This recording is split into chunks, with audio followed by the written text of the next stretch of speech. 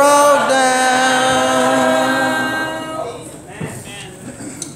Amen, amen. We're indeed thankful to God for the fact that salvation has been brought down. Nearly 2,000 years ago, salvation came in the form of God's Son, Jesus Christ. From that time, man has benefited from Jesus' death on the cross, his burial and his resurrection. Paul calls it the good news. He also calls it the gospel. But more importantly, it's the good news whereby we're saved. So we're thankful to God for that very fact. Today, if you're visiting Easthaven for the first time, y'all want to guess. I appreciate thank you for being here. You could have been anywhere else in Memphis or in the world, but you decided to be here with us at the Easthaven Church of Christ. You know, science has discovered that in order for man to live and be successful in this life, man has certain needs that he must have, needs that must be met in order for him to be successful in this life. He has certain basic biological and physiological needs that he must have met in order for him to be successful. For example, man needs something to eat. Food is a necessity. It's a biological need. You've seen this to be the case. You've seen this to be true. Haven't you seen the commercials? You've seen the Snickers commercials that show people that they're not themselves when they're hungry? You're just not yourself when you're hungry. Years prior to that, before the Snickers commercial popularized that notion, people used to blame their anger and stuff on coffee. That before they had that coffee, you know what? You know, I'm not myself before I have my cup of coffee. You can't blame your behavior on coffee. Caffeine not that strong. But man has a need for food. He also has a need for thirst. Man needs something to drink. He needs water. He needs coffee. He needs something to drink. That is a basic need. Man also needs something to wear. He needs something to put on his body. He needs raiment, clothing, attire to wear. Man also needs a place to lay his head. He needs shelter. Also, man needs companionship. You know, we social beings. We like companionship. We like the company of other people. But when I look at that list and I look at the fact that man needs something to eat, he needs something to drink, he needs something to put on, he needs some place to lay his head, and he also needs companionship. One thing that's not on that list, you know what man needs the most? Man needs wisdom. Man needs wisdom. In order to live this life successfully, man needs wisdom. You see the gentleman on the board. He's thinking. He's contemplating. And you know, many times you feel like you live in life and you are going through life and you just feel like you're always missing something. And so here's a man, he's thinking, he's contemplating, what does he need in his life? He needs wisdom. And in order for us to be successful in this life, just like those basic biological and physiological needs, we also need wisdom. This morning we're talking about we need wisdom. These are the points that we're looking at. My daughter told me last week, she said, Dad, you done had 3 points last week. So I got 3 today. What is wisdom? Where is wisdom obtained? And why do we need wisdom? First of all, what is wisdom? Many times it's the case that people kind of conjoin knowledge and wisdom. But we need to understand this morning that knowledge and wisdom are 2 very different, distinct things. Knowledge is simply the mere possession of facts, information, and data, and understanding principles. To show you what knowledge is, let me show you this. Everybody got a smartphone, basically.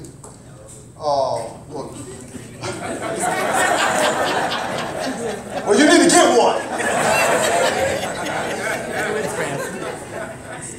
You need wisdom, you need a smartphone. But you have a calculator on your phone. Knowledge is just like having a calculator. You got the possession of data and facts in a calculator. But wisdom says you got to know how to use the calculator. Because sometimes you can take a math test and the teacher will tell you, yes, bring a calculator. Pull your calculator out. But if you don't know how to use the thing, what good is it going to do to you? So you can have knowledge, and knowledge pops up 1 Corinthians chapter 8. You can have knowledge of facts and data and history and science and stuff like that. But if you don't know what to do with it, knowledge will be in vain. But wisdom shows us what we ought to do with the knowledge that we possess. And we need wisdom. When we look at both the Old Testament, it's interesting, the word in both Hebrew and the Greek shows us what wisdom is. Wisdom is the prudence.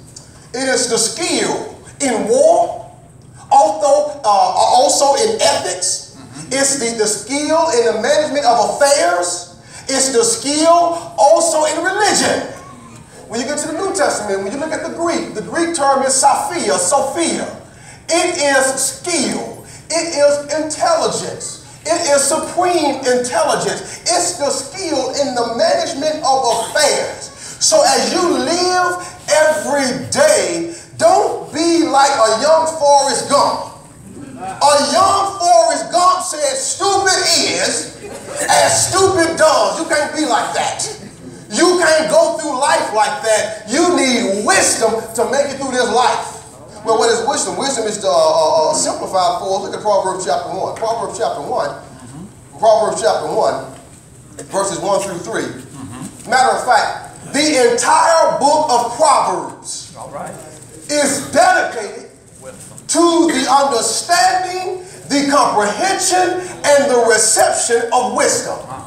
Solomon devoted an entire book to show man what wisdom is, why he needs it, and how it will benefit his life. Proverbs chapter 1 and verse number 1. The Proverbs of Solomon, the son of David, king of Israel. Why does man need wisdom? To know wisdom. Why did God give us the book of Proverbs? To know wisdom and instruction, to perceive the words of understanding so that you can have some understanding, to receive the instruction of wisdom, justice, judgment, and equity. Solomon said the reason why God gave us the book of Proverbs so that man can have wisdom, so that man can have some instruction, so how he can have a sense of discernment and also a sense of equity, how to live and treat people fairly. That's why you need wisdom. And so when we talk about what is wisdom, wisdom is a skill set. It's a skill set that helps us live this life successfully. But do understand this. Not everybody you encounter, not everybody you run into has developed this skill set called wisdom. I mean, as you live each day, you will run into some people who are some absolute fools. You will run into con men. You will run into people who try to sell you stuff. You will run into people who try to deceive you. And if you don't have wisdom, they'll get you every single time. You think about that.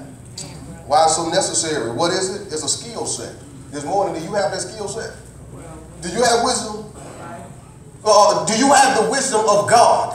And so many times when people don't have the wisdom of God, you know what they do in life? They go throughout life making the same old mistakes. Year in and year out, this time, this circumstance. Why? Because they don't have the wisdom of God. It's true. You need wisdom. In the second place, this is where the rubber meets the road. Where do we get wisdom? Well, we need to understand wisdom is attainable. Wisdom can be found. Wisdom is available. We can acquire wisdom. Well, how does man acquire wisdom? Wisdom can be ascertained. Let me ask you a question. Can you go to the store and buy a bag of wisdom? When you go to the doctor, can they give you a shot and insert a dose of wisdom in your arm? Can you buy it at Dollar Tree? Can you buy it at Dollar General? Can you buy it at Whoop Chase Mall? Where do we get wisdom? How do we get wisdom? Can you get on the internet? As you said years and years ago, you can get anything on the internet. You know, you just go on Google, you go on Yahoo, you type in a search, but you can't get everything off the internet. You can't get wisdom off the internet. Well, how does man acquire wisdom? Man needs to understand wisdom is available. Look at Proverbs chapter 1 again. Notice verse number 20. I want you to notice how wisdom is personified. Proverbs chapter 1 and verse number 20. What does it say, Brother Andrew?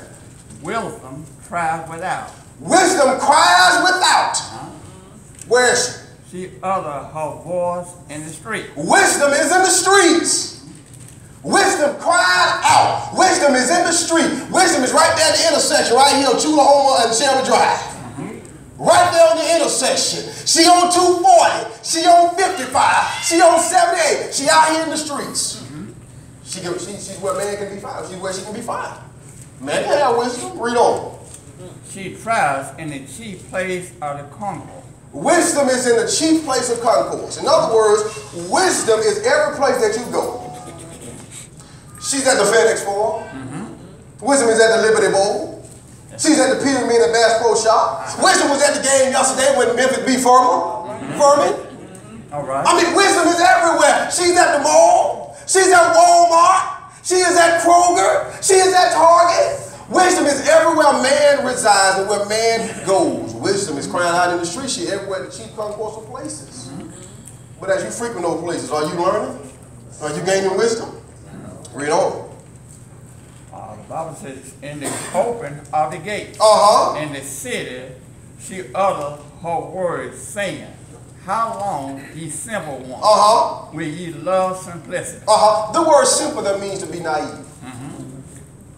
In other words, if you don't obtain and acquire wisdom, you will go through this life just as naive, just as simple-minded, lacking of understanding. And so it don't matter how old you become. It does not matter how old you get. You can be old and foolish. You can be old and naive. You can be old and taken advantage of. And so he says, how long you going to be simple? You going to keep going through life simple-minded? Or are you going to strive to achieve the wisdom that God would have you to have in order to be successful in this life? Notice he says, how long, you simple ones, will you be simple? How long are you going to love simplicity? What else does it say? In the corner, delights in their scorning. And fools hated knowledge. You see, what's contrasted in the book of Proverbs and throughout Scripture is the wise and the fool. Foolish people hate wisdom. You know why? Foolish people hate wisdom. Why? Because they're going to have to change. They're going to have to correct some of their mistakes. They're going to have to acknowledge they weren't always right. So foolish people hate wisdom. And haven't you ever tried to reach a foolish person? You talking about a bad day on the job. You ever try to talk to foolish people and try to reason and rationale with foolish people? I mean, they just say stuff that's out of this world. I mean, stuff that don't even make sense. You can't even pay them to make sense. Why? Because they don't have wisdom. What else does it say? Turn you in my reproof. Wisdom says, turn you in my reproof. Behold, I will pour out my spirit unto you. I will make known my words unto you. This is wisdom personified. Wisdom is saying all you got to do is come. Come sit at my feet. Come talk to me. Come, let's have a conversation. And I'll give you some wisdom. That's it. I'll give you some wisdom. Look at Proverbs chapter 8. He says the same thing. Proverbs chapter 8, what is being personified is wisdom. Proverbs chapter 8. Does not wisdom try and understand before the voice? She standeth in the top of high places, by the way in the palace, the path. She tries at the gates, at the entrance of the city, at the coming into a door. Unto you, wisdom says, unto you men. I call. And my voice. Who's going to answer the call? To the sons of men. She says, I utter my voice to the sons of men. Verse number 5. O ye simple, understanding wisdom, and ye fool, be ye of understanding hearts. Wisdom keeps saying, don't be foolish. Don't be simple-minded. Don't be naive. I'm calling, and you can have some of my wisdom. You can benefit from me being in your life. But you know what happens? Wisdom is being personified here as being available and also free. That's it. But you know what we do with free stuff? If it sounds too good to be true, and if it sounds like it's a bad deal, we don't want anything to do with it. You ever try to give somebody something free, and they don't take it? Here you are trying to offer them something free. No, that ain't for real.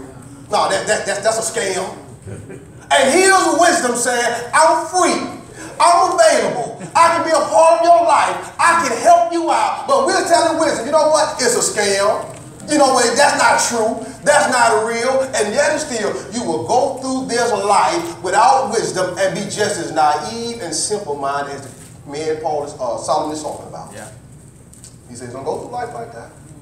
Young people, don't go through life without wisdom. I mean, we encourage our young people, go to school, get all of the book knowledge that you can get. Get every piece of documentation that you can acquire. Get your bachelor's degree. Get your master's degree. Get your doctoral degree. And then get you some common sense. Get you some common sense. One man said he had a PhD, he had a post-hole digging degree. He had book sense, but he also had common sense. You can have all that book sense, and if you don't know how to tie your shoes and put two and two together, all the book sense in the world not going to help you out. And so, yes, we want our young people, I mean, we want them to be doctors and lawyers, ascend to the highest heights of intellectual capabilities. But you better make sure that in the process, you get you some wisdom that stems from God. Amen. And guess what? You got to pay all that money to get all them degrees. And yet it's still, wisdom is free. It's free over here. You don't have to pay no tuition. You ain't got to get no loans. You ain't got to be writing stuff in your mama name. It's free. And you can have it. So get all the education that you can. As a matter of fact, that's what Solomon says in Proverbs chapter 4. Solomon says, get all the education you can, and while you get it, get you some understanding, get you some wisdom. And so let's not be simple-minded people. Let's be wise people. Where do we get wisdom from? First of all, wisdom comes from God.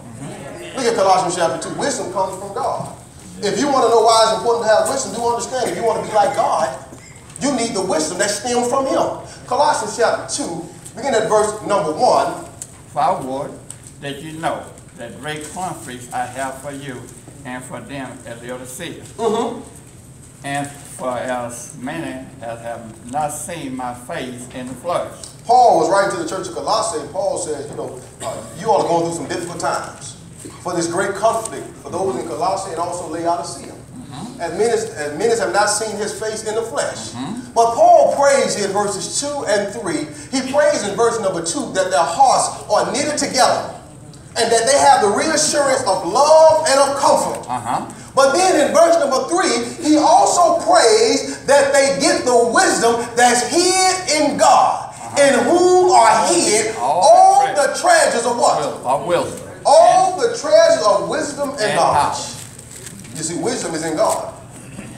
If you want to be like God, that's what you need. Wisdom, and you need knowledge. You need to be able to possess it, and you need to know what to do with it. And so it's in God. It's hid in God. So wisdom is in God. But in Proverbs chapter 2 and verse number 6, you know what God does? God does not retain that wisdom for himself. God is already intelligent. So what God does in Proverbs 2 and verse number 6, for out of his mouth, wisdom. He giveth wisdom. For the Lord giveth wisdom, and out of his mouth cometh what? Knowledge. And understanding. You see that? You see what God does? God gives us wisdom. Why does God want man to be wise? We'll know that in just a moment. But God gives us wisdom. Not only do we have wisdom that comes from God, wisdom comes from studying your Bibles. Notice what Paul would tell Timothy in 2 Timothy 3 in verse number 15. The reason why we promote and we advocate for people to come to Bible study and to read their Bibles, to apply the word to their lives so that they can have wisdom.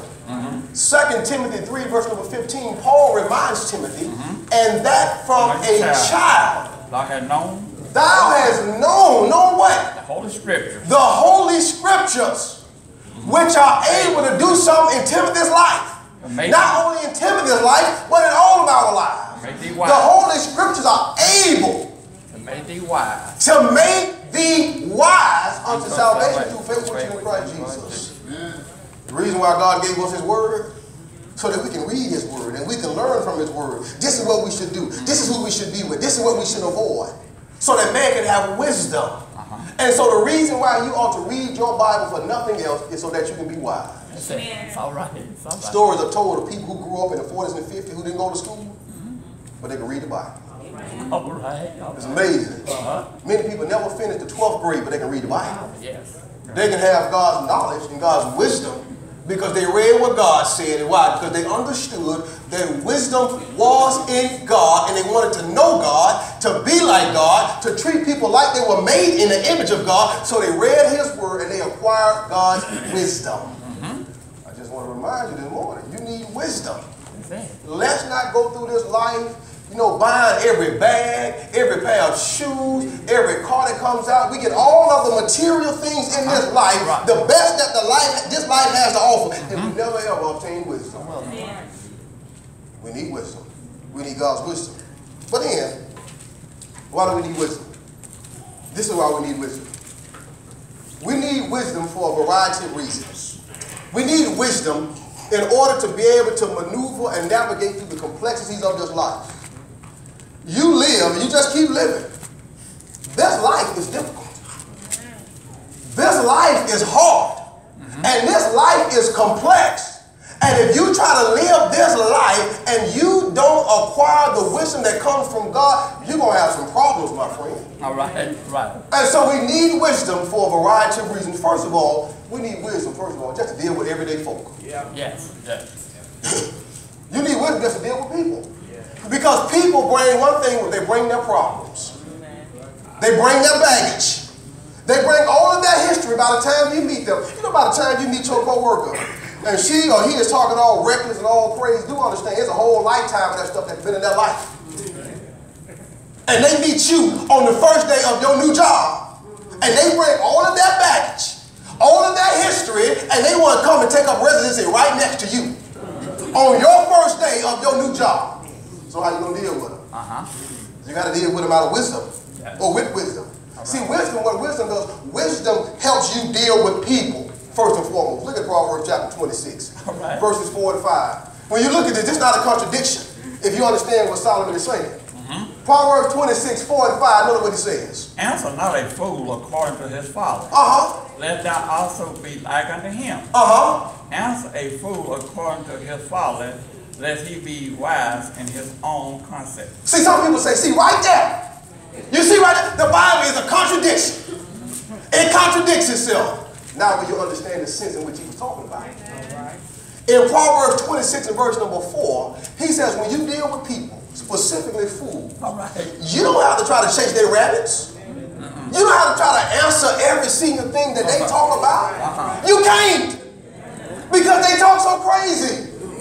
He says, answer not a fool according to his folly.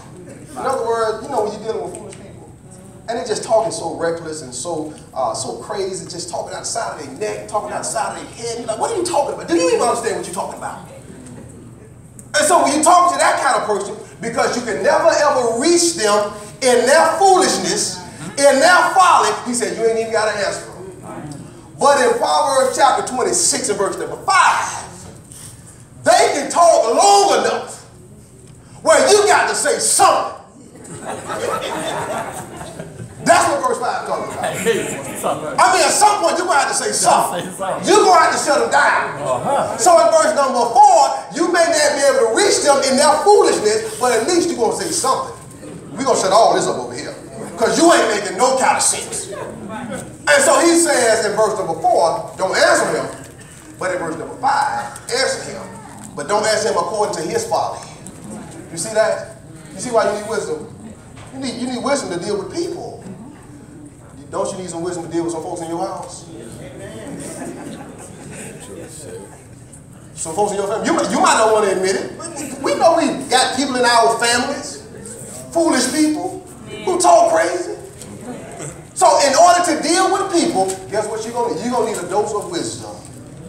You try to deal with people, to handle people with your own understanding. I mean, it'd be World War III in the house. And so he says, in order to deal with people, to deal with fools, you got to know how to deal with them. And you have to deal with them based on wisdom. And you know it's right. Because the last time you tried to deal with a foolish person with your own understanding, what did it get you? Nothing but a vicious cycle. He said, she said, are going back and forth of us saying the same old thing. And that's what happened many times when you argue with foolish people. We keep going back and arguing over the same stuff. That's what I said. No, that's what I said. No, that's what you said. That's what I said. You see how that work out? When you try to deal with people, innate foolishness with your own wisdom, without the wisdom of God. So in order to deal with people, we need wisdom. Not only that, in order to avoid the problems of this life, we also need wisdom. Look at Proverbs 22 and verse number 3. I mean, if you want to avoid the pitfalls of this life, and there are many out there, Proverbs 22, verse number 3. A prudent man. A prudent man, a wise man. Won't see his evil. See what a wise man does. A wise man can see stuff 4, 5, 6, 7, 8, 9, 10 steps ahead. Okay, all right. And he can see down the line. If that thing persists, if that thing continues, it's not going to turn out good. So what I need to do, I need to be able to look down time with my wife, with my family, with my children, with the church, and say, you know what, if we keep that up, it's not going to end good. Right. All right. So a wise man can look beyond himself and say, you know what, let's see what we can do to try to minimize the damage, the problems that are going to occur if we don't fix that thing. Amen. And you can imagine some people that have no wisdom and they will walk head first into a situation. Oh, yeah. I mean, they walk right into it. So he says on 2 occasions, a prudent man foresees the evil. Y'all want to look out? Okay. I mean, it's some stuff lurking around the corner. Do understand that? Right. There's some dangers lurking. There's some dangers around the bend, around the corner. Young people, are you going to be wise to see it? Not only are you going to be wise to see it, or are you going to be wise enough to do what you need to do in order to avoid it? Okay. In order to react in the right way. And so if you don't have that skill set, my friend, you're going to find yourself in a whole lot of problems throughout this life. You're going to be walking into stuff that don't even involve you. You know, you can be at your job, you can be with your family member, and you can be brought into some stuff. People will drag you into the middle of danger and evil, and here you are having to play mediator. Right. And you don't even know what's going on. And you try to pacify their side, and then you try to pacify their side, and then both of the people who are in opposition, they get mad at you. So in order to avoid the problems of your life, you're going to need some wisdom. Not only that, you're going to need some wisdom to make decisions in this life. The longer you live, you will be confronted with the fact that you're going to have to make some tough and difficult decisions for yourself, for your family, for your safety, for your welfare. But what if you don't have wisdom? What if you just make decisions on impulse? What if you just make decisions based on how you feel that morning? And guess what a lot of people do? A lot of people make decisions based on impulse and feelings. But you're going to need some wisdom in order to make proper and sound, rational decisions in this life. Oh, yeah. Look at Nehemiah chapter 6. Nehemiah chapter 6. Here's Nehemiah confronted with a problem. As we said, they coming. Young people, they are coming. Job 14:1, man that is born a woman is full of trouble. In a few days. And so trouble is coming. But how do we navigate the problems and troubles of this life? Look at Nehemiah chapter 6 and verse number 1. And it came to pass, when Sanballat and Tobias and Geshem the Arabian and the rest of our enemies heard that I had built the wall. Now Nehemiah has gone back and built the wall. He's done a great thing. Rebuilt the walls of Jerusalem. That protection that has Jerusalem in from all of those invading armies and invading countries. And so here's Nehemiah and his companions. They go back to Jerusalem after they get out of captivity. And God blesses them to get out of captivity. Been in Babylon for about 70-some years. They come out of captivity, and Nehemiah says, let's rebuild the wall. Let's rebuild the gates. Let's restore that beauty and that glory that Jerusalem once had. So now as Nehemiah is on the wall working, notice that he is confronted with a situation. Read on. That there were no bricks left therein. Or at the time I had not set up the doors upon the gates. That Sanballat and Geshem sent unto me, saying, come, let us meet together in some one of the villages in the plain of Ona. Now notice now. Here's Nehemiah doing a great work. He's doing a great work rebuilding the wall. But you know, every time something good happens, evil, danger, bad things are around the corner. Right. And so here's Nehemiah working on the wall, and here comes Satan. You know he's coming. You got to be able to foresee that.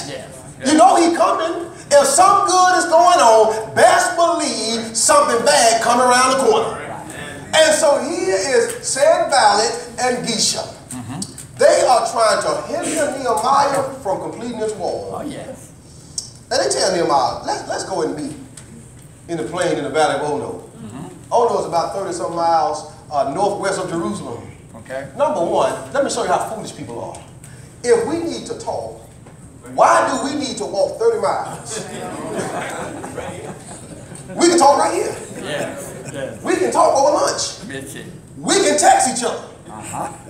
But see, if you're not wise, all right, you know what a foolish person would have done. You know what they want to talk? He's important. He's a king. Let's go meet up here in the valley of Ono. You know what they tried to do with Nehemiah? In Nehemiah chapter 4, they was already ready to kill Nehemiah. Could you imagine what would have happened if Nehemiah would have went 30 miles outside of Jerusalem? You would have never ever heard from Nehemiah again. And so, but that's what happens. What does Nehemiah do? Read on.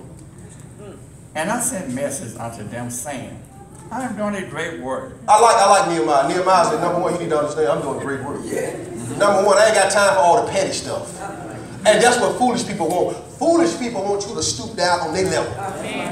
Foolish people like foolishness. And they want you to stoop down to that level of pettiness. And so Nehemiah says, I can't come down, I won't come down, and you can't bring me down because I'm doing a great work. Read on. I'm doing a great work. Why should I come down? Why should the work cease? The second thing is this. If I come down, then the work got to stop.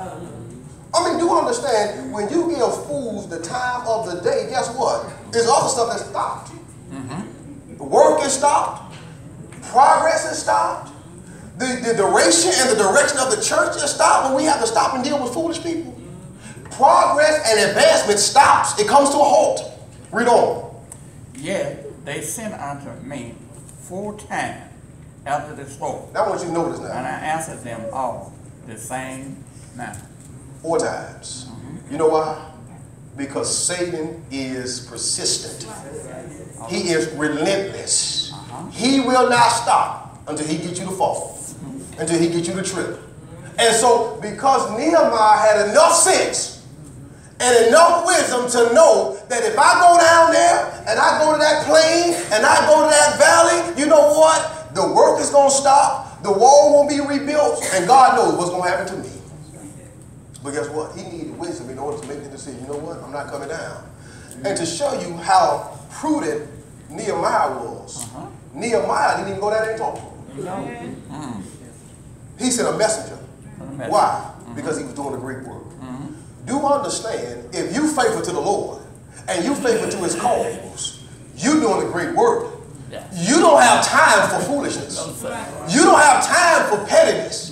You don't have time for people who don't have God's wisdom and the people who want to see your downfall. You don't have time for that. A lot of times people always want to tell you, preacher, you know so and so. No, I do not. I don't want to know. Do you know this? You know that about so and so? I don't want to know. Why? Because in order for me to know that, then I got to stoop down to that level of foolishness, that pettiness.